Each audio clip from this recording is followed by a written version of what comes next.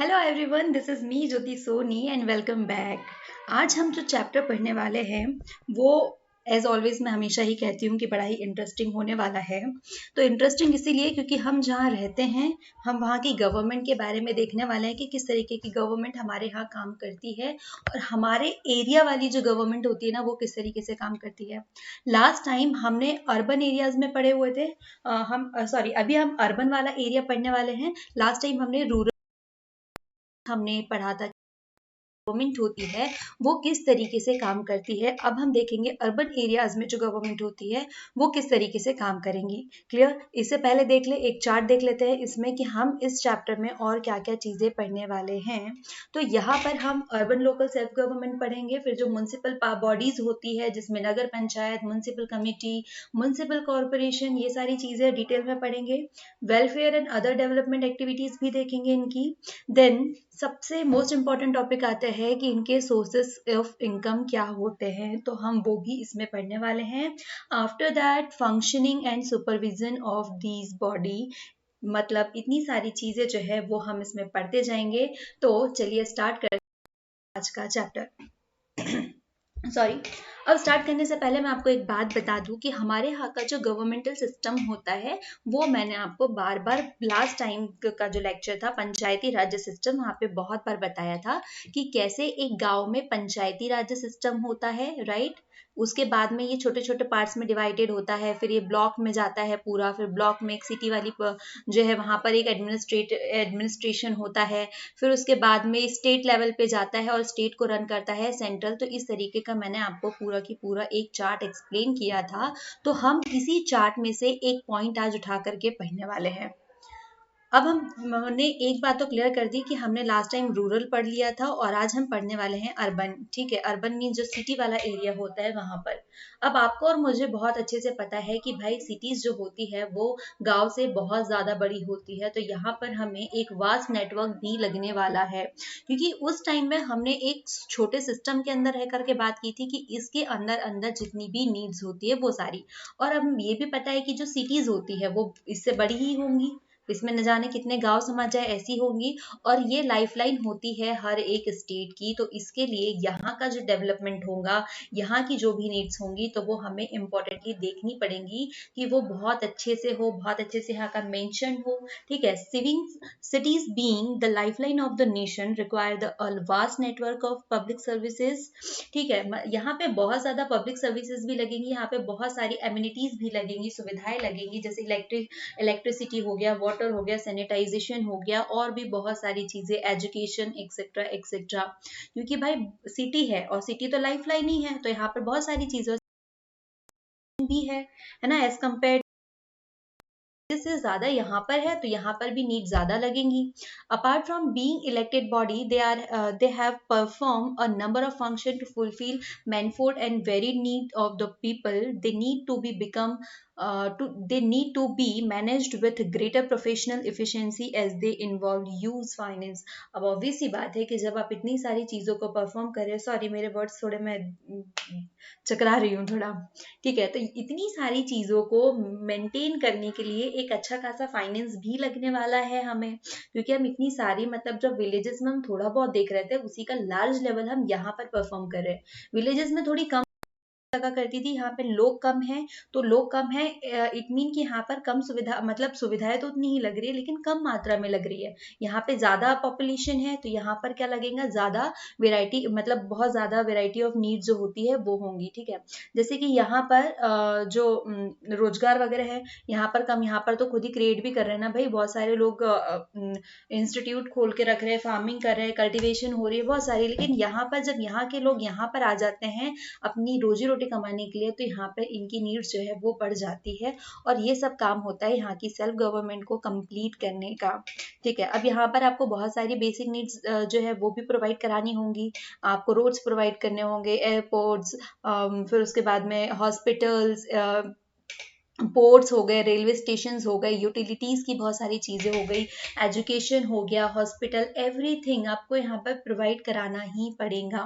They have to provide basic amenity to the city develop and at the same time develop basic infrastructure to facilitate the life style of the inhabitants in the city. So keeping in the view the varied needs of the people inhabiting in a urban area, in the urban area the municipal corporation have been established in a number of large cities all over the country.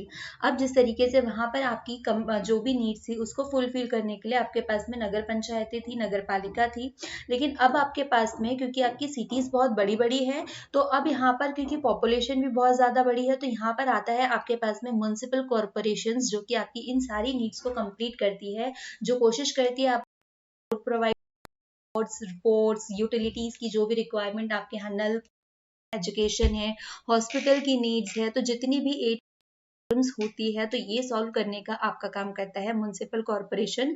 और ये एक part होता है हमारी government का, जैसे मैंने आपको लास्ट टाइम के एक चार्ट में एक्सप्लेन किया था, क्योंकि गवर्नमेंट जो है वो हर एक एरिया में खुद से जा करके आपकी फुलफिलमेंट डन नहीं कर सकती है। तो इन्होंने क्या किया कि छोटे छोटे पार्ट्स में अपने आप को डिवाइड कर रखा हुआ है कि भाई यहाँ का राज पार्ट जो है वो आप संभाले, यहाँ की जितनी भी रिक्वायरमेंट्स है ये आप डन करें और यहाँ की रिक्वायरमेंट आप डन करें। अब इन दोनों को मिलाकर इसके ऊपर भी यहाँ पर कोई ना कोई काम कर रहा है, फिर इसके इनको ऐसी और अलग अलग बहुत सारे होंगे तो यहाँ पर एक ग्रुप बन गया तो इनको फिर और कोई देख रहा है, तो ऐसे करते करते गवर्नमेंट तक के पहुंचते हैं। तो नगर पंचायत का तो आपने देख लिया था कि किस तरीके से वहां पर मतलब फॉर्मेशन हुआ है, सब लोगों को मिलाया गया है।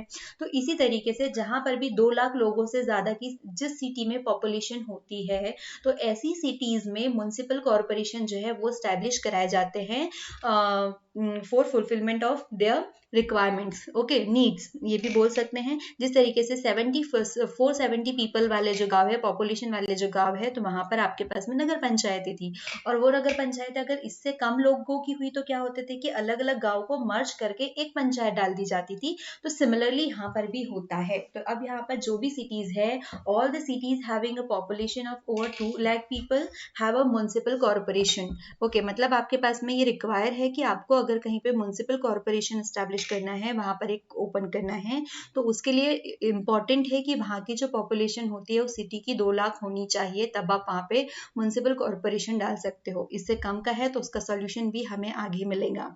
इसके वर्क्स क्या क्या हो गए, अब इंपॉर्टेंट मतलब जो मेजर वर्क है जो ऊपर है, हम लोग यहाँ पे देख सकते हैं कि इन्हें वहां पे जितनी भी बेसिक नीड्स है, डेवलपमेंट्स है वो क्रिएट करने होंगे। अगर वहां पे रेलवे स्टेशन की फैसिलिटी नहीं है तो उन्हें वहां पर रेलवे स्टेशन बनाने होंगे, क्लियर, क्योंकि सिटी है भाई, रेलवे स्टेशन गांव में हमने भले ही नहीं खोले क्योंकि वो गांव थे, ठीक है, तो लेकिन आपको सिटी में जहाँ पे इतनी ज्यादा पॉपुलेशन है तो वहां पर आपको तो बड़ी स्टेट से बनानी ही पड़ेंगी, दूसरे बड़े शहरों से भी बनाना ही पड़ेगा, क्लियर। आपके पास रोड नहीं है, क्योंकि रोड है तो क्योंकि देखो सिटीज के अंडर में ही सारे विलेजेस आ रहे हैं, इट मीन कि आपको उनके साथ में उसका कनेक्शन भी बनाए रखना होगा। इसी के पर्पज से आपके पास में एयरपोर्ट और पोर्ट्स भी हो गए हैं, और यूटिलिटी तो इंपॉर्टेंट है चाहे वो विलेज हो या वो सिटी हो, क्लियर।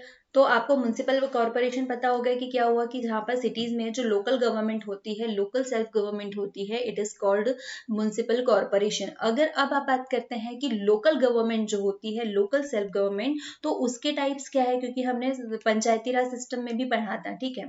तो अब हमने लोकल सेल्फ गवर्नमेंट को 3 पार्ट्स में डिवाइड करके रखा हुआ है। अब वो 3 पार्ट कौन कौन से हैं, हम एक एक करके सारे पढ़ने वाले हैं।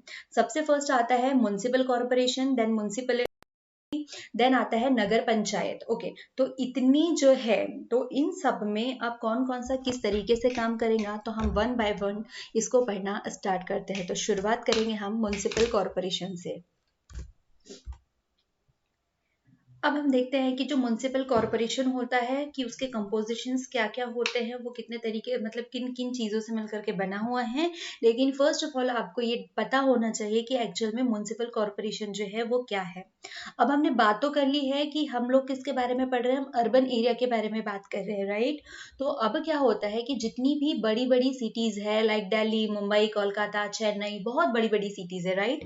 हम किसी भी स्टेट में जाते हैं तो वहाँ की एक पर्टिकुलर बहुत बड़ी बड़ी सिटीज़ जो होती है है वो कुछ गिनी हुई होती है। तो वैसे ही जैसे कि हमने कुछ नाम डाल दिए यहाँ पर, लाइक दिल्ली हो गया, मुंबई हो गया, कोलकाता, चेन्नई, इनसे इंटरनेशनल कनेक्शन तो है ही है, इवन पूरे जो नेशनल कनेक्शंस है वो भी है। तो जब इतनी बड़ी सिटीज होती है जो कनेक्शन का काम करती है, तो वहां की जो गवर्नमेंट होती है वो मतलब जो लोकल बॉडी होती है तो उसको हम कहते हैं म्युनिसिपल कॉरपोरेशन। अब इनके काम तो बहुत ज्यादा बड़े हो जाते हैं भाई, क्योंकि इतनी बड़ी सिटी है, लोग रोजगार की तलाश में इतनी बड़ी बड़ी सिटीज में चले जाते हैं, मतलब यहाँ की पॉपुलेशन एक्चुअल में जितनी है उससे भी और कई गुना ज्यादा बढ़ जाती है। अब यहाँ पर जब इतनी पॉपुलेशन बढ़ जाएंगी तो यहाँ पर जो है गवर्नमेंट जिम्मेदारी और बढ़ जाएंगी, तो यहाँ पर मतलब ज्यादा डेवलपमेंट की नीड होती है।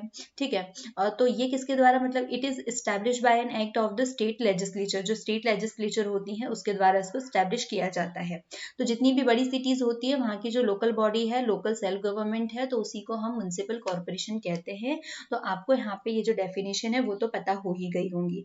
अब बात आती है कि हमें ये तो पता है कि इसको स्टेट लेजिस्लेचर का जो एक्ट है उसके द्वारा ऐड किया गया है, लेकिन कब से ऐड किया गया है, तो ये होता है 1958 से start, right. The municipal corporation of Delhi was set up by act of parliament in 1958, starting Delhi से हुई एंड देन वहां से सब जगह जो है वो चलते गई। Municipal corporation consist of councillor and alderman.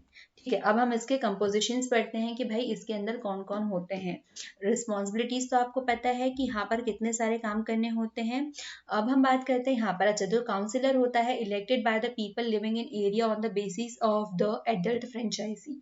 अब ये सारे कहाँ से बात करेंगे, तो यहाँ पर अगर जब भी आप अर्बन एरिया के बारे में बात करो, आप एक ही अमेंडमेंट एक्ट याद रखना है and that is 74th constitutional amendment act, क्योंकि यहाँ पे जितने भी चेंजेस होते हैं जो भी बनाए गए हैं, एक्चुअली चेंजेस नहीं होने चाहिए, जो भी रूल्स फॉर्म किए गए हैं वो 74th कॉन्स्टिट्यूशन से ही किए गए हैं। नगर पंचायत नगर पालिका नहीं, ग्राम पंचायत जब आपने पढ़ी थी है ना, पंचायती सिस्टम, तो वहां पर आपको कौन सा कॉन्स्टिट्यूशन अमेंडमेंट याद रखना है, 73rd कॉन्स्टिट्यूशनल अमेंडमेंट। ठीक है, अगर पंचायत शब्द आ रहा है तो वहां पर आपको सारे जो अमेंडमेंट है 73rd कॉन्स्टिट्यूशनल अमेंडमेंट से होंगे। अगर आपके पास में बात आ रही है नगर पालिका की, म्युनिसिपल कॉर्पोरेशन की, जो भी चीजें हो रही है, तो वहां पर आप सिर्फ याद रखेंगे दोनों की ही बात करेंगे, जो कि कॉन्स्टिट्यूशन में अलग से ऐड करके इन प्रोविजंस को ऐड किया गया है। अब जो काउंसिलर होता है वो क्या इलेक्ट किया जाता है कि वहाँ के जो लोग होंगे एरिया के, तो उन लोगों द्वारा इसको इलेक्ट किया जाता है on the basis of the adult franchise. अब यहाँ पर जो म्युनिसिपल कॉर्पोरेशन है उसके जो नंबर्स होते हैं वो भी वहाँ की जो सिटी की पॉपुलेशन होती है उसके अकॉर्डिंग डिसाइड की जाती है कि यहाँ पर कितने लोग इस सिटी में काम करने के लिए चाहिए। कई जगह पे 2 लाख ही लोग हैं तो उसके अकॉर्डिंग वहाँ के मेंबर्स बनेंगे, कहीं पे हो सकता है 2 लाख से ज्यादा हो। तो इस हिसाब से क्या होता है कि वहां के जो मेंबर्स है वो डिसाइड किए जाते हैं, ये फिक्स्ड नहीं है इन आवर कॉन्स्टिट्यूशन। जो भी है, मतलब आप बात करेंगे कि कैसे फिक्स किया जाता है, तो आप यहाँ पे 74 में नहीं ढूंढने लग जाना, यहाँ पे सिर्फ इतना मिलेगा कि जो भी वहाँ की पॉपुलेशन होगी उसके अकॉर्डिंग यहाँ के मेंबर्स जो है वो डिसाइड किए जाते हैं।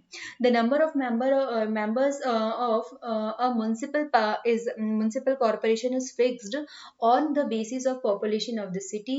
Any person living in the city who has attained the age of 18 years is entitled to cast his vote in the election. जो भी इंसान वहाँ का, एवरी पर्सन जो कि 18 ईयर क्रॉस कर चुका है वो वहाँ के जो चुनाव है वहाँ पर पार्टिसिपेट कर सकता है, राइट। ये सारी बात किसके अकॉर्डिंग की गई थी, हमने 74th अमेंडमेंट एक्ट के थ्रू की है, राइट। ये सारी चीजें यहाँ पे लिखी हुई है। 74th अमेंडमेंट एक्ट कुछ और भी चीजें कहता है कि जो इंसान वहाँ पे पार्टिसिपेट करना चाहता है, पार्टिसिपेट ये नहीं कि वोटिंग में पार्टिसिपेट करना है, ठीक है, जो वोट देना चाहता है वो कितना होना चाहिए, 18+ होना चाहिए। बट जो वहां पे इलेक्शन में कैंडिडेट बनना चाहता है, एज अ कैंडिडेट वहां पे खड़ा होना चाहता है, तो उसकी एज जो है, उसका एज का क्राइटेरिया होता है 21 ईयर, ठीक है, प्लस। वो 21 मतलब मिनिमम एज जो है यहाँ पे डिसाइड की गई है कि वो 21 ईयर्स का होना चाहिए, देन वो वहां पर काम कर सकता है। सिमिलरली 74 अमेंडमेंट एक्ट ये भी कहता है कि जब म्युनिसिपल पार्टीज जो है, कॉर्पोरेशन है, तो वहां पे जो सीट्स है, राइट, वो तो 21 ईयर होनी ही चाहिए, बट साथ ही साथ उसमें कुछ लोगों के लिए रिजर्वेशन भी किए हुए हैं, और वो किन के लिए रिजर्व है, ST के लिए, ठीक है, शेड्यूल कास्ट के लिए, शेड्यूल ट्राइब्स के लिए एंड OBC के लिए लिए भी है, और 1/3 जो है एज जिस तरीके से हमने पंचायत में देखा था कि वो वुमेन के लिए है, तो सिमिलरली यहाँ पर भी 1/3 सीट जो है वो वुमेन्स के लिए reserved है. Okay, the minimum age for a candidate to contest election will be 21 year. Some seats in the municipal corporation will be reserved for the members of scheduled caste and scheduled tribes. Out of such reserved seats, 1/3 seat will be reserved for women belonging to these a caste, right? इन caste की जो 1/3 महिला हैं उनके लिए भी ये reserve है. और ये सारी चीजें हम क्यों कर रहे हैं, मतलब जो हमारी गवर्नमेंट है, क्योंकि इनका बहुत ज्यादा शोषण हो चुका है इन पास्ट एरा, राइट? तो इनके उत्थान के लिए या इनके डेवलपमेंट के लिए ये चीजें की जा रही है कि इनको भी पार्टिसिपेट करने का मौका मिलना चाहिए, इक्वल राइट्स होने चाहिए. अब पूरे की बात कर लेते हैं कि भाई इसका टेन्योर कितना होना चाहिए. तो जिस तरीके से पंचायत का 5 साल का था, सिमिलरली जो म्युनिसिपल कॉर्पोरेशन है वो भी 5 ईयर के लिए काम करती है. हालांकि इसको कभी भी डिसॉल्व किया जा सकता है अगर आप वहाँ पे प्रॉपरली काम नहीं कर रहे हैं. तो ऐसी कंडीशंस में वो म्युनिसिपल कॉर्पोरेशन जो है उसको आप हटा भी सकते हैं. बट अगर नहीं हट रही है तो वो 5 साल अपना टेन्योर कंप्लीट करेंगी. आफ्टर उसके बाद में एक नई म्युनिसिपल कॉर्पोरेशन जो है वो सेट होगी. The normal tenure of a will be 5 years. However, it can be dissolved earlier too. उसको पहले भी आप इसको डिसॉल्व कर सकते हैं. अब हमारी बारी आती है नेक्स्ट. ये तो पढ़ लिया. ओके, अब यहाँ पर जो काउंसिलर है, तो यहाँ पर क्या होता है, the councillor is turn elect some alderman. 10 members are nominated by the government of Delhi from among those persons who have knowledge and experience of local administration. अब हम यहाँ पर क्या बात कर रहे हैं कि जो काउंसिलर वाली है उसमें तो देखो इलेक्ट सम एल्डरमैन होते हैं, जिसमें से 10 मेंबर क्या होते हैं, नॉमिनेटेड होते हैं, जिसके मतलब इस बिहाफ पे कि वहाँ पे उनको वहाँ का जो लोकल एडमिनिस्ट्रेशन है उसके बारे में इंफॉर्मेशन होनी चाहिए, जानकारी होनी चाहिए, नॉलेज होना चाहिए. ठीक है, इस बिहाफ पे यहाँ पे 10 मेंबर्स जो है उनको इलेक्ट किया जाता है. The members of the corporation elect a mayor and a deputy mayor for 1 year. अब ये एक साल के लिए जो कॉर्पोरेशन है वो क्या करते हैं, एक मेयर और एक डिप्टी मेयर को इलेक्ट करते हैं. और ये मेयर क्या करता है, जितनी भी मीटिंग्स होने वाली है, जितने भी काम होने वाले हैं, तो इन सबको सुपरवाइज करने का, इसको मतलब प्रेसिडाइज करने का जो काम होता है वो सारे काम मेयर करता है. और जब मेयर अब्सेंस होता है तो इसकी अब्सेंट होता है, इसमें जो डिप्टी मेयर होता है वो यहाँ का काम करता है. मतलब एक लीडर की जरूरत होती है, तो म्युनिसिपल कॉर्पोरेशन का वो लीडर जो है वो कहलाता है कौन, मेयर. ठीक है, अब आपके पास में इतने सारे काउंसिलर्स हो गए हैं, तो उसमें से क्या होता है कि इसी में से एक मेयर को चुन लिया जाता है और एक डिप्टी मेयर को. तो आपको यहाँ पर ये बहुत अच्छे से याद रखना चाहिए कि जो म्युनिसिपल कॉर्पोरेशन है उसका टेन्योर होता है 5 year, बट जो मेयर होता है उसका टेन्योर कितना होता है, 1 year. ठीक है, यहाँ पे कंफ्यूजन में आकर के हम इसको गलत आंसर नहीं करेंगे कि भाई जब म्युनिसिपल कॉर्पोरेशन का टेन्योर 5 year है तो मेयर का भी 5 year ही होना है, बट दैट्स नॉट करेक्ट. जो मेयर होता है वो पर ईयर चेंज होते हैं. सिमिलरली जो डिप्टी मेयर्स होते हैं वो भी चेंज होते हैं और ये उनको लीड करते हैं. The mayor presides over it's meeting and guides the deliberation. In his absence, this work is done by the deputy mayor, right? Sorry, collector बोल दिया. तो ये चीज याद रखनी है कि मेयर जो होते हैं, मेयर और डिप्टी 1 साल के लिए, बट जो म्युनिसिपल है वो आपके आते हैं 5 year के लिए, राइट? आई होप आपको जो म्युनिसिपल कॉर्पोरेशन है वो पूरी तरीके से समझ में आया होगा. एक बार मैं आपको फिर से समझा दूं.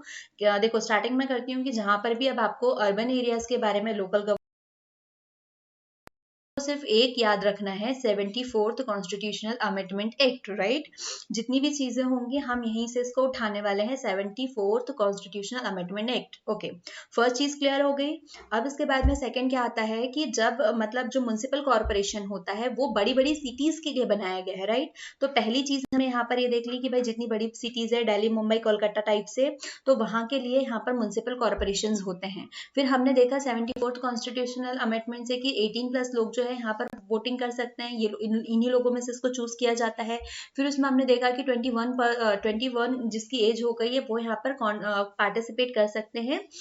मतलब इसमें पार्टिसिपेट मतलब जो एज अ इलेक्शंस में जो है ना खड़े होते हैं, उसके लिए ये कंटेस्ट के रूप में खड़े हो सकते हैं, राइट? कॉन्टेस्टेंट. Okay, sorry.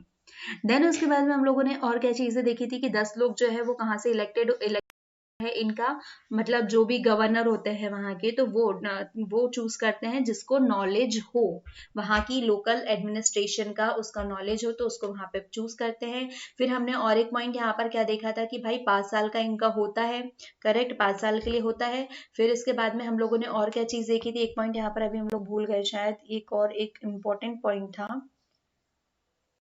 हाँ, रिजर्वेशंस के बारे में, राइट। यहाँ पर रिजर्वेशन एससी का है, देन एसटी का है, और 1/3 किसका है, वुमेन्स का है, राइट। उसके बाद में अगर हम थोड़े और आगे बढ़े तो हमें पता है यहाँ पर एक साल के लिए, ये याद रखने वाली बात है कि 1 साल के लिए यहाँ पर मेयर और डिप्टी मेयर को चूज किया जाता है, जो कि यहाँ की सारी मीटिंग्स को, सारे ऑर्गेनाइजेशंस को लीड करता है, और ये हर साल चेंज होते जाते हैं।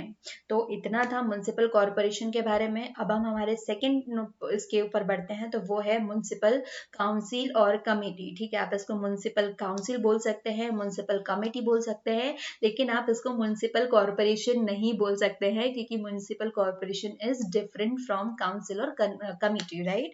तो चलो इसके कंपोजिशंस पढ़ते हैं और साथ ही साथ इसकी डेफिनेशन भी देखते हैं कि एक्चुअल में म्युनिसिपल काउंसिल और कमेटी होती क्या है।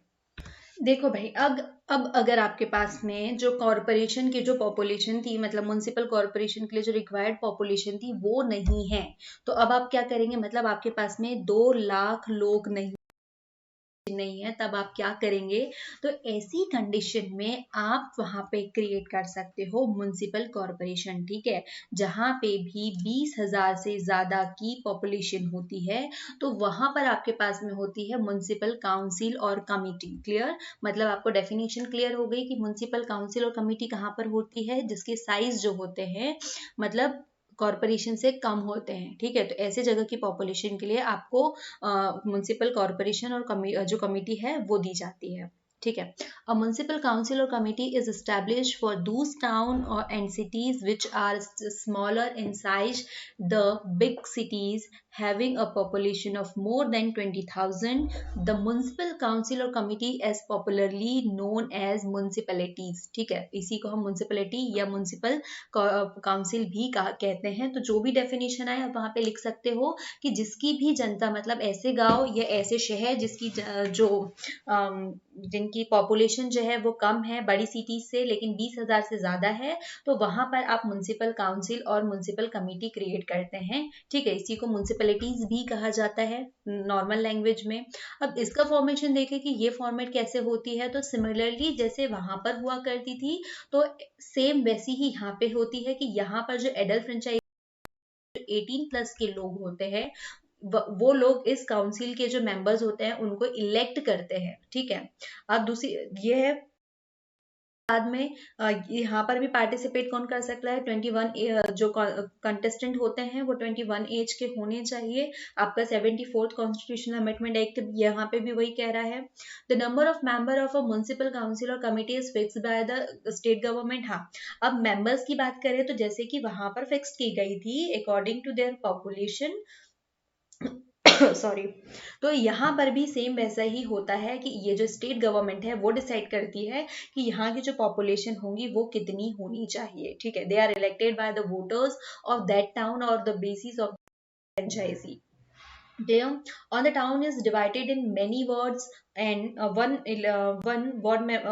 one member is elected from each ward. अब ये वाली जो सिस्टम है वो मैं आपको एक्सप्लेन कर दूं कि हमारे यहाँ पर क्या होता है कि हमारे यहाँ वार्ड्स डिवाइडेड है, राइट। हमारे यहाँ हर साल क्या होता है, मतलब हर 5 साल में क्या होता है कि एक पार्षद चुना जाता है। क्लियर, तो ऐसे ही होता है कि जो पूरा की पूरा टाउन है, जो सिटी है जो छोटी है, तो वहां पर इसको पूरे ही क्या कर दिया जाता है, छोटे छोटे वार्ड्स में डिवाइड कर दिया। जैसे आपके वार्ड का नाम ये है, कहते हैं ना कि हम इस वार्ड में रहते हैं, आप किस वार्ड में हो, मेरे वार्ड का नंबर ये है, आपके वार्ड का नंबर। अब ये जो वार्ड के मेंबर्स है यहाँ पर, मतलब यहाँ पे जितने भी लोग रह रहे हैं 18+ वाले, तो ये अपने को एज अ पार्षद चूज करते हैं, ये भी करते हैं। तो ऐसे ही करके अलग अलग वार्ड से एक एक मेंबर वो यहाँ पर इसके मेंबर्स बनते हैं, जो कि वहां पे म्युनिसिपल काउंसिल जो है वो चलाते हैं। अब इसी के बीच में से यहाँ पर क्या चूज कर लिया जाता है, वहां पर एक मतलब इन्हीं के बीच में से एक चेयरमैन और एक वाइस चेयरमैन चूज किया जाता है, जो कि उनको लीड करता है, जो भी काम होने वाले हैं, जो भी वहां पे जिसको हमारी लोकल लैंग्वेज में कहते हैं ना, नगर पालिका अध्यक्ष वगैरह टाइप से। तो वैसे ही अब ये चूज तो कर लिया जाता है, ये मेंबर्स आ गए यहाँ पर, इसमें से एक वाइस चेयरमैन और एक चेयरमैन चूज कर लिया है, ये भी इलेक्ट कर लिया है, लेकिन इसके साथ में यहाँ पर भी एक रिजर्वेशन सिस्टम है। वो रिजर्वेशन सिस्टम क्या है कि कुछ जो सीट्स होती है वो एसटी के लिए, कुछ सीट्स एससी के लिए, और कुछ इनकी जो 1/3 मेंबर है वो वुमेन्स के लिए यहाँ पर डिसाइड की गई है, इनके लिए इसका रिजर्वेशन करके रखा गया है। Clear? The town is divided into many wards and one member is elected from each ward. जो मैंने आपको बताया कि सारे वार्ड में से एक एक मेंबर को चूज कर लिया जाता है। सॉरी, गला कुछ ज्यादा ही परेशान कर रहा है। ओके, तो कहाँ पर थे हम कि हर एक वार्ड में से एक मेंबर को इलेक्ट किया जाता है। इन ईच म्युनिसिपल काउंसिल और committee some seats are reserved for the member of schedule caste and schedule tribes. Out of the seat 1/3 seat are reserved for women belonging of these caste. ठीक है, तो these cast की कुछ seat जो है, इन caste की 1/3 जो है सीट्स वो वुमेन्स के लिए रिजर्व्ड है, कुछ एसटी के लिए है, कुछ ओबीसी के एससी के लिए है। Right? The member of municipal council elect from amongst themself a chairman and a vice chairman, जो कि वहाँ के सारे जो मीटिंग्स है, जो जितने भी गाइड द डेलिब्रेशंस है, सारे काम जो है इनके द्वारा डन किए जाते हैं। और जब ये एब्सेंट होता है, कौन? चेयरमैन एब्सेंट होता है, तो वहाँ का जो वाइस चेयरमैन है वो इन सब के काम करता है। राइट? अब म्युनिसिपल कमेटी में क्या होता है कि जो चीफ एग्जीक्यूटिव ऑफिसर है वो भी एक होता है, मतलब इन कमेटी के हर एक कमेटी के पास में एक चीफ एग्जीक्यूटिव ऑफिसर होता है, और उसको आप म्युनिसिपल कमिश्नर भी कह सकते हैं। ठीक है, अब ये जो है किसके द्वारा अपॉइंट होता है? ये गवर्नमेंट, स्टेट गवर्नमेंट के द्वारा अपॉइंट होता है, और उसके साथ में बहुत सारे लोग जो है वो काम भी करते हैं। तो ये जो चीफ एग्जीक्यूटिव ऑफिसर है ये स्टेट गवर्नमेंट और जो म्युनिसिपल कॉर्पोरेशन है इन दोनों के बीच में एक लिंक बैठाता है, एक कनेक्शन क्रिएट करता है, मतलब इंटरमीडिएट का काम करता है इन दोनों के बीच में। ठीक है, जो काम करवाने के होते हैं कि यहाँ से बात उठा करके स्टेट के पास रखनी है, स्टेट की बात उठा के यहाँ पे रखनी है, तो ये एक इंटरमीडिएट का काम करता है इनके बीच में। इसके साथ में बहुत सारे ऐसे ऑफिसर्स होते हैं जो इनके अंडर में काम करते हैं। ठीक है, वो कोई भी हो सकता है, वो health department, education, engineering, sanitization, बहुत सारे, मतलब कोई एक या दो नहीं है, बहुत सारे मिल करके जितने भी डिपार्टमेंट्स होते हैं वो इनके अंडर में मिल करके साथ में काम करते हैं। The chairman Mumbai mayor preside over its meeting and guides the deliberation. In his absence, the work is done by a vice chairman. A municipal committee has a chief executive officer called the municipal commissioner and a secretary who are appointed by the state government. मैंने आपको बताया कि जो chief commissioner है वो कौन appoint करेगा? वो करने वाला है स्टेट गवर्नमेंट। ठीक है, अब यहाँ पर आपके पास में डाउट ये क्रिएट होता है कि क्वेश्चन जो एग्जामिनर है वो आपको यहाँ पर घुमा सकता है, जैसे कि वहां पर मेयर को 1 साल के लिए चूज किया गया था और आपका जो कॉर्पोरेशन था वो 5 साल के लिए था। सिमिलरली यहाँ पे भी कि भाई यहाँ पर अभी हम बात क्या कर रहे हैं कि सभी को इलेक्ट किया जा रहा है, बट कमिश्नर को, ठीक है, जो म्युनिसिपल कमिश्नर है वो इलेक्शन के थ्रू नहीं आता है, वो आता है अपॉइंटमेंट के, वो भी स्टेट गवर्नमेंट के अपॉइंटमेंट के थ्रू ही आता है। ठीक है, उसको यहाँ की पब्लिक जो है वो अपॉइंट नहीं करती है। इसके साथ में बहुत सारे यहाँ पर जो ऑफिसर्स होते हैं वो भी थ्रू गवर्नमेंट आते हैं। ठीक है, जो इनके अंडर में यहाँ पे काम करते हैं। Clear? Health department of health, education, engineering, sanitization, ये सब यहाँ पे इनकी मदद के लिए आते हैं। वो कहते हैं ना कि जो सबसे ज्यादा होशियार होता है, मैंने गुरुजी की बात सुनी थी, वो क्या कह रहे थे कि जो सबसे ज्यादा अपने आप को होशियार बुद्धिमान समझता है वो लेता है बीटेक, ठीक है, डॉक्टर, एक्सेट्रा एक्सेट्रा।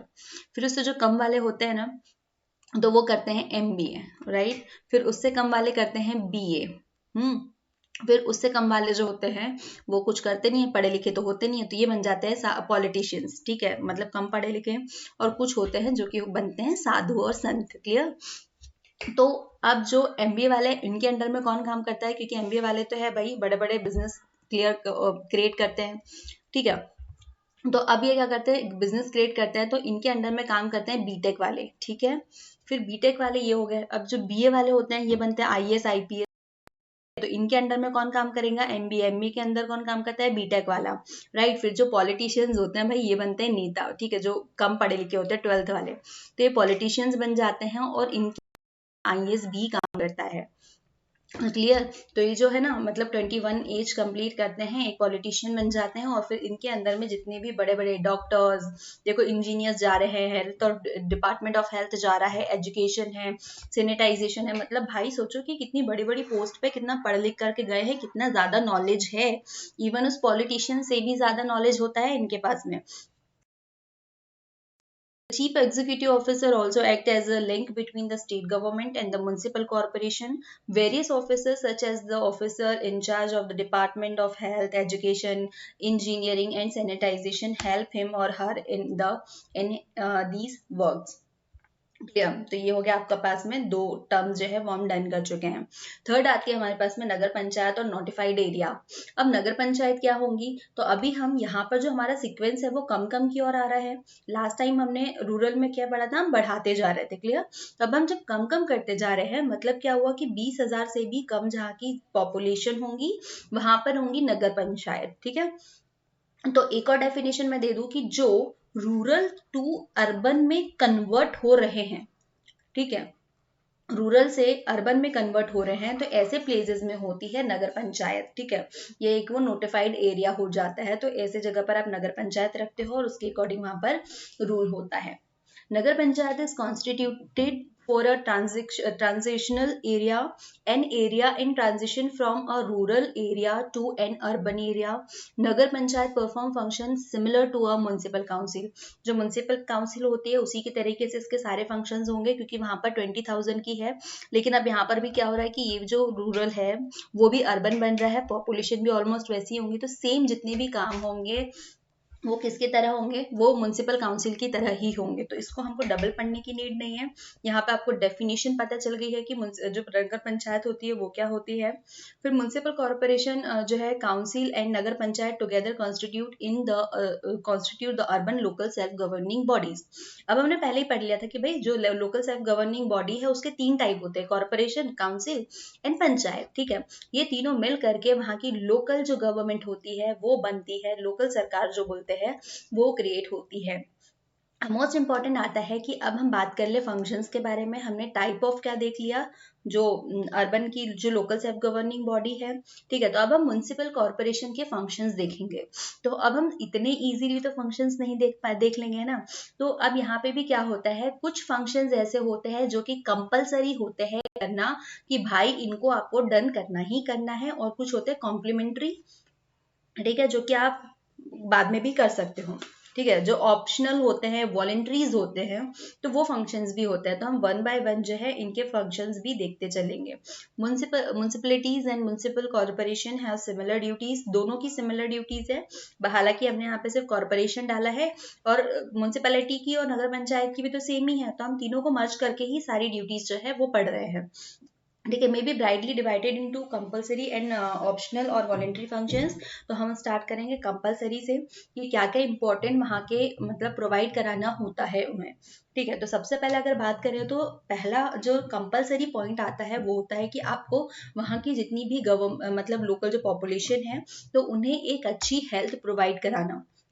हमें पता है कि हमारे हर एक मतलब हम जहाँ पे भी रहते हैं तो वहां पर एक हॉस्पिटल होता है, राइट। एक सरकारी अस्पताल के नाम से, एक गवर्नमेंट हॉस्पिटल के नाम से वहां पे हॉस्पिटल होता है, जहाँ पे आपको A to Z सारी की सारी फैसिलिटीज प्रोवाइड की जाती है, ठीक है। वो फैसिलिटीज में क्या क्या हो जाता है, मतलब सारी, अगर आप बीमार हो रहे हो, मतलब किसी का जन्म हो रहा है, किसी की डेथ हो रही है, मतलब सारी की सारी फैसिलिटीज जो है वो ये हॉस्पिटल जो है वो प्रोवाइड कराते हैं, प्रोवाइड कराते हैं, मेडिसिन प्रोवाइड कराते हैं सारी। तो पब्लिक हेल्थ केस में ये क्या इनकी रिस्पॉन्सिबिलिटी क्या क्या बन जाती है, opening of hospital and dispensers in different locality for treatment of disease. जितनी भी बीमारी वगैरह हो रही है तो आप उसको मतलब अलग अलग लोकेलिटीज के ऊपर क्रिएट करें, क्योंकि हो सकता है इस एरिया के लोग यहाँ पे पहुंच पा रहे हैं और इस एरिया के लोगों के लिए दूर पड़ रहा है, तो आप एक पर्टिकुलर मतलब जगह जगह पर कि इस एरिया के लिए ये हॉस्पिटल ओपन कर दिया, इस एरिया के लिए ये कर दिया।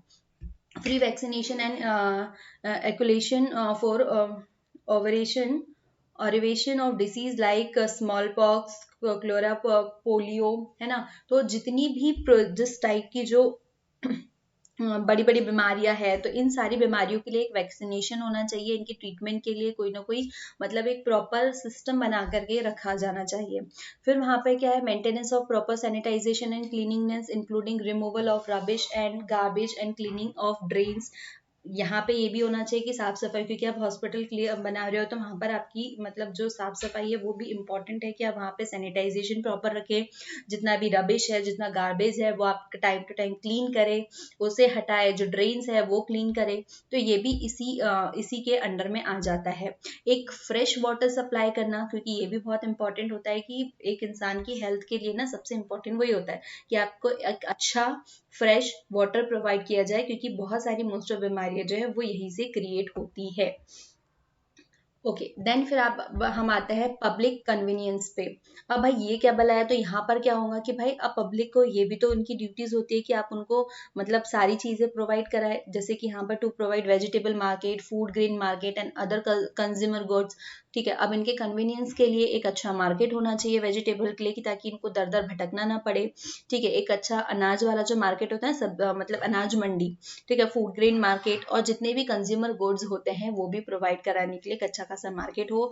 पब्लिक प्लेसेस में टॉयलेट्स हो, ठीक है, to construct urinal and toilet at the public busy public places, electricity provide कराए, grow plant and trees along the road side for better environment, कि आपका अच्छा इन्वायरमेंट हो तो उसके लिए आपके रोडों के साइड में क्या किया जाए, प्लांटेशन किया जाए, ताकि वहाँ का एटमॉस्फेयर भी बैलेंस बना रहे। Clear, to construct subway near busy road crossing, कि जितने भी बिजी जो रोड क्रॉसिंग्स है वहाँ पर सबवे क्रिएट किए जाए। Locate and develop land for industrial unit market places, कि अब यहाँ पर आपके पास में जो industry to locate and develop lands for industrial unit and market places etcetera. अब आपको इस तरीके के लैंड्स भी डेवलप करना है, किसके लिए, ताकि आप वहाँ पर इंडस्ट्रियल यूनिट्स क्रिएट करें, मार्केट बनाएं, और जो भी मतलब आपकी इनकम के सोर्सेज हो सके वहाँ पर ये डेवलप करें। To build and maintain road and bridges within the city limit, आपकी जो सिटीज है वहां पर अगर रिक्वायर है तो वहां पर आपको ब्रिजेस दे, और रोड का तो है ही है भाई, कंपलसरी है रोड्स क्रिएट करना। Clear, registration of birth and death certificate, ठीक है, जितने भी बर्थ होते हैं उनको वहां पे मेंशन करना कि भाई आपके यहाँ पर आपकी जो पॉपुलेशन है इतनी सारी बढ़ रही है, तो आपको एक रिकॉर्ड मेंटेन करना होता है। और सिमिलरली कि कोई इंसान कहाँ जा भी रहा है तो उसका भी रिकॉर्ड आपको यहाँ पे डालना है कि भाई इतने लोग यहाँ से निकल चुके हैं, तो आपको मतलब कुल मिला के आपकी की जो गिनती है वो मतलब मैनेज करके रखनी है कि आपके पास कितने लोग हैं। ठीक है, तो इसी के लिए आपको रजिस्ट्रेशंस कराने होते हैं कि कोई इंसान जन्म ले रहा है या उसकी मृत्यु हो रही है, तो दोनों ही जगह पर रजिस्ट्रेशंस होते हैं। तो to maintain record of birth and death and issue certificate for the same, to provide for and maintain graveyards, cremations ground and electorate. यहाँ पे कुछ स्पेलिंग मिस्टेक्स हो रहे हैं I think, let me check. चलो मैं नोट्स छोड़ने के पहले इसको करेक्ट कर दूंगी।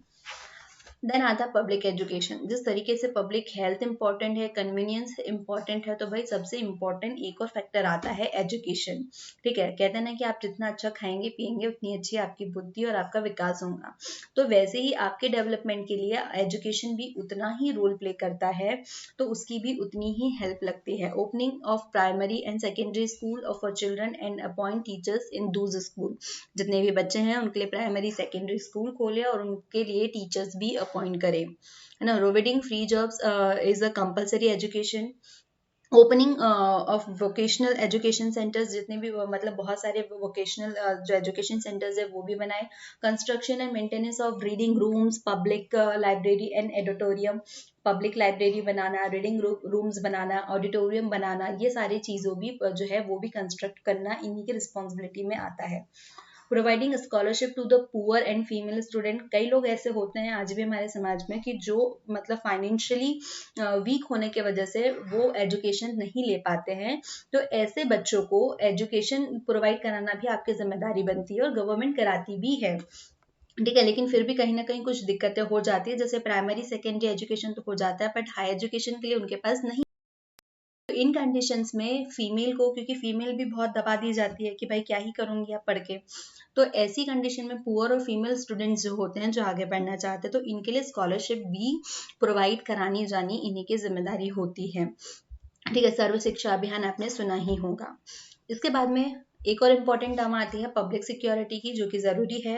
तो मतलब maintaining a fire fighting services, getting old bungalows demolished, checking illegal trades, कि जितनी भी सिक्योरिटी से रिलेटेड जितने भी काम है, जैसे कि इनलीगल ट्रेड्स हो रहे हैं तो उसको चेक करना, ठीक है, मतलब कहीं पे आग वाग लग रही है वो सर्विसेज चेक करना, तो सारी चीज़ें इसी के अंडर में आ जाती है। तो ये सारी थी हमारी इम्पोर्टेंट रिस्पॉन्सिबिलिटी किसकी, म्युनिसिपल कॉरपोरेशन की बात कर ले, म्युनिसिपैलिटी की बात कर ले, है ना, म्युनिसिपल काउंसिल की या नगर पंचायत की, किसी की भी, तो ये उनकी स्पेशल मतलब कंपलसरी ड्यूटीज होती है जो इनको निभानी ही निभानी है। अब आती है वो जो कि ऑप्शनल है, कि जो कि आपको करनी है, तो क्या है कि आपको गार्डन्स बनाने हैं, पार्क बनाने हैं, जाकि जितने भी सिटीजन्स हैं वो हेल्दी और फिट रह पाए उनके लिए, ठीक है। आपको जो बच्चों के लिए घर होते हैं ना, चिल्ड्रन होम, जो ऑर्फन हाउसेज होते हैं, वृद्धाश्रम वगैरह होते हैं, तो इन सभी जो जो है इन सबको मेंटेन करना, इनको कंस्ट्रक्ट करना, ताकि इन लोगों को भी दिक्कतें ना हो, क्योंकि कई बच्चे जो है वो रोड पे रह रहे हैं, कई वृद्ध लोग रोड पे रह रहे हैं, क्लियर, ओल्ड एज होम्स नहीं है, रेस्ट हाउसेज नहीं है, तो इन सबको कंस्ट्रक्ट करना और उनको मेंटेन करना भी। डेवलपमेंट ऑफ जू, museum, picnic spot, children park and toy houses, similarly इनको यहाँ पर मतलब क्योंकि रिस्पॉन्सिबिलिटी तो उस एरिया की सभी की आ जाती है, चाहे वो एनिमल्स हो या वहाँ की जनता हो, कुछ भी हो। तो जैसे कि वहाँ पर आप लोगों के लिए चिल्ड्रंस होम बने, ओल्ड एज होम बने, तो वैसे ही आपको जू भी चाहिए। फिर आपके पास में आपकी हिस्टोरिकल चीज़ों को सेव करने के लिए आपके पास में म्यूजियम्स भी होने चाहिए, picnic spot, children park responsibility में होता है। Providing cheap and efficient transport, अब आप सिटी में एक जगह से दूसरी जगह जा रहे हो, लेकिन आप उतना जो किराया वगैरह वो सहन नहीं कर पा रहे, तो आपको एक अच्छा, सस्ता, सुंदर, टिकाऊ जो है ट्रांसपोर्टेशन देना भी आपके जिम्मेदारी में शामिल हो जाता है।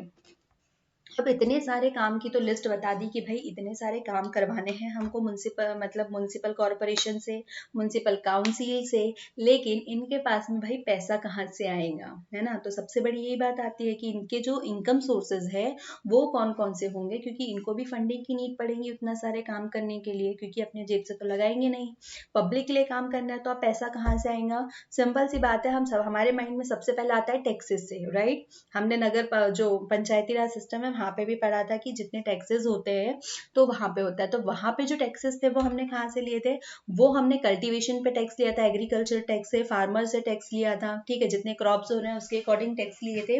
जो काम कौन कर रहा था, रिकॉर्ड रखने का, पटवारी, ठीक है, लैंड टैक्स ले रहे थे। अब यहाँ पे क्या होगा कि अब सिटी में इतनी सारी फैसिलिटीज प्रोवाइड कर रहे हैं, ठीक है, तो अब हम उन पे टैक्सेस लेंगे। इलेक्ट्रिसिटी टैक्स हो गया, प्रॉपर्टी टैक्स हो गया, हाउस टैक्स हो गया, ठीक है। फिर क्या होता है कि जो बिल्डिंग्स बनानी होती है, जो बड़ी बड़ी बिल्डिंग्स बनती है ना सिटीज में, तो इनको अप्रूवल देने के लिए भी आपको वहां पे फीस पे करनी होती है, ठीक है। जो म्युनिसिपल कॉर्पोरेशन होते हैं ना, तो वहां पे जाके आपको पहले कहना पड़ता है, ऐसा नहीं कि आपके पास में पैसा है, प्रॉपर्टी है, तो आप वहां पर अपनी बिल्डिंग क्लियर बना रहे हो, ठीक है, कंस्ट्रक्ट कर रहे हो, आपको उसके लिए पैसा होता है, तो यहाँ पर भी एक फीस लगती है, राइट। जो भी आपकी प्रॉपर्टी होती है, आपकी खुद की शॉप हो गई, बिल्डिंग हो गई, तो वहां की इनकम पे भी होता है, ठीक है। Tax on trade and profession, जो भी आपके ट्रेड हो रहे हैं, प्रोफेशन है, उसके ऊपर आपको टैक्स लगता है। आपके जानवरों लगता है, आप बर्थ सर्टिफिकेट, डेथ सर्टिफिकेट बना रहे थे तो उस पर भी टैक्स लगता है। कुल मिलाकर के आप यहाँ पे देखेंगे कि जितने भी आपके काम कर रहे थे, जो म्युनिसिपल कॉरपोरेशन है, ठीक है, जो जितने भी आपके काम कर रहा था, तो वो वहां से आपका चार्ज लेते जाएंगे, तो वहीं से उनके पास पैसा आएगा, ठीक है। क्या है, duty on goods brought within the area, जितनी भी ड्यूटीज हो रही है उसके ऊपर लेंगे। इंटरटेनमेंट टैक्स भी लगेगा, financially grant from the state government, fees registration of birth and death certificates, ठीक है। मतलब इतने सोर्सेज से म्युनिसिपल कॉरपोरेशन, म्युनिसिपल काउंसिल और नगर पंचायत के पास में पैसा आता है। लेकिन साथ ही साथ, क्योंकि जरूरी नहीं कि ये सारी चीजों से फुलफिलमेंट हो जाए, बिल्कुल नहीं, अब इन्हें और पैसा लगेगा तो ये क्या करेंगे, ये जाएंगे स्टेट गवर्नमेंट के पास में और वहां से लेंगे पैसा, ठीक। गवर्नमेंट होती है वो इनको वहां से क्या करती है, फाइनेंशियली हेल्प करती है, और साथ ही साथ और लगे तो ये सेंट्रल गवर्नमेंट के पास भी जाती है और सेंट्रल गवर्नमेंट से भी ये पैसा लेती है। एक टर्म आई है कम्युनिटी प्रोटेस्ट। भाई कम्युनिटी प्रोटेस्ट क्या होता है, तो ये टर्म मैं आपको एक्सप्लेन कर दूं कि आए दिन हम रोड पे देखते हैं, ठीक है, कि बहुत सारे क्या देखते हैं, मतलब कहीं ना कहीं प्रोटेस्ट होते हैं किसी न किसी के खिलाफ कि भाई उसने ये कर दिया, ये मतलब सरकार ने ऐसा कर दिया है, हमें ये पसंद नहीं है, सिलेंडर के भाव बढ़ गए हैं तो इलेक्ट्रिसिटी के बढ़ गए हैं, तो ट्रांसपोर्टेशन बढ़ गया है, पेट्रोल का भाव बढ़ गया है। तो जब भी कोई चीज हमारे अकॉर्डिंग नहीं होती है तो उसके खिलाफ प्रोटेस्ट हो जाता है। अब प्रोटेस्ट का राइट किसने दिया भाई आपको, तो प्रोटेस्ट का राइट जो है वो यहाँ से निकलता है कि हमें मिले हैं हमारे पास में राइट। तो वो जो फंडामेंटल है, तो वहां से आपको अपने विचार, अपने थॉट्स जो है उसको प्रेजेंट करने की आपको छूट मिलती है, आपको वो राइट मिलता है। लेकिन इसका मतलब ये नहीं है कि आप कुछ भी कर ले, बिल्कुल नहीं। आपका प्रोटेस्ट इस तरीके से होना चाहिए कि वहां की जो भी बिल्डिंग है, जो भी मतलब गवर्नमेंट वाली जो सरकारी जमीन है, जो भी मतलब प्रॉपर्टी है, उसको कोई भी हार्म नहीं होना चाहिए, आपकी वजह से किसी और को भी कोई भी हार्म नहीं होना चाहिए, तभी आप प्रोटेस्ट कर सकते हो। कि आप वहां पे जाके फायरिंग कर रहे हो, आग लगा रहे हो, ठीक है, ये सब इसके अंडर में नहीं आता है। और जब ऐसा होता है तब हम देखते हैं कि वहां पे पुलिस जाके अपना एक्शन लेती है। The citizen can lodge their protest by various means in case if the local self-governing bodies do not fulfill the expectation or meet the grievance of the resident, they can lodge protest peaceful means। ठीक है, अब peaceful का मतलब peaceful ही होता है, वो ऐसे कुछ भी उल्टे सीधे हरकतें वहां पर नहीं कर सकती हैं। अब कई जगह ना हमारी भी मिस्टेक्स होती है, हम की क्या चीजें देखते हैं कि सपोज हम किसी रोड पे गए हैं तो हम बात करते हैं कि भाई यहाँ की रोड इतनी खराब है, यहाँ के हॉस्पिटल अच्छे नहीं है, यहाँ पे साफ सफाई नहीं है। तो भाई ये थोड़ी बहुत रिस्पॉन्सिबिलिटी हमारी भी बनती है, वो हॉस्पिटल हमारे लिए ही बनाए गए हैं, ठीक है, तो वहां पर हमें भी अपनी सफाई रखनी चाहिए। अरे तो आप खराब करने वाले भी तो हम ही है ना, ठीक है, तो थोड़ा बहुत मतलब दोनों के तालमेल से होना चाहिए, क्योंकि जब ये इतनी बड़ी गवर्नमेंट है, इतने सारे लोगों के लिए काम कर रही है, तो देर सवेर तो हो ही जाती है थोड़ी बहुत, है ना। चलो फिर हम आगे वाली टर्म पढ़े तो आती है डिस्ट्रिक्ट प्लानिंग कमेटी। अब डिस्ट्रिक्ट प्लानिंग कमेटी भाई क्या होती है, तो अभी तक के हमने गवर्नमेंट देखी, ठीक है, तो अब क्या होता है कि जितने भी अर्बन एरियाज होते हैं तो वहां की जितनी लोकल बॉडीज होती है, तो उसके लिए प्लान करना, उसके लिए रिसोर्सेज देखना, तो इन सब का काम कौन करता है कि मतलब इतने पूरे इसके लिए एक प्लान बनाना, उसके लिए काम करना, तो ये काम करता है district planning committee for the development of N urban area. The urban local bodies plan and allotted resources, ठीक है, जितने भी मतलब इनको काम धाम होते हैं, जितनी प्रॉपर जो भी एक्शन में लाना होता है, तो इनके लिए क्या करती है, वो प्लान करती है और रिसोर्सेज भी अलॉट करती है, ठीक है। और district planning committee looks into the plan prepare by the Panchayati Raj bodies and the urban local and prepare a development plan for the district as a whole, ठीक है। जो डिस्ट्रिक्ट प्लानिंग कमेटी होती है तो पंचायत अब जितने भी पंचायती राज system ने जो भी प्लान्स बनाए थे वहां के डेवलपमेंट के लिए, अर्बन बॉडीज ने भी वहां के अपने डेवलपमेंट के लिए प्लान्स बनाए हुए थे, तो ये जो डिस्ट्रिक्ट प्लानिंग कमेटी है वो क्या करती है, देखती है कि भाई सही है गलत है जो भी है, तो उसके अकॉर्डिंग यहाँ पर उसको क्या करती है, मतलब देखेंगी, फिर उसके लिए मतलब रिसोर्सेज बनाएंगी, उसके लिए प्लान बनाएंगी और उन सारी चीजों को क्लियरिटी देंगी, ठीक है, मतलब किसके अंडर में रह करके, स्टेट और सेंट्रल के लिए।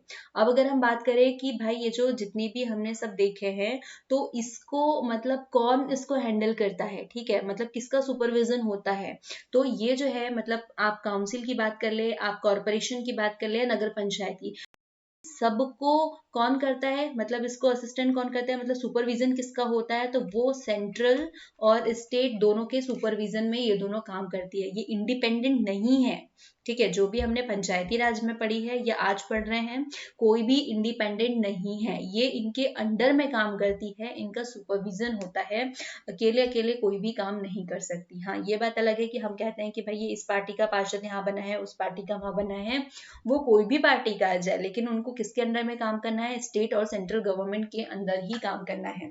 हालांकि स्टेट गवर्नमेंट भी किसी भी पार्टी की हो, लेकिन उसको काम किसके अंडर में करना है, जो कि सेंट्रल गवर्नमेंट बनी हुई है उसी के अंडर में वो रह के काम कर सकती है।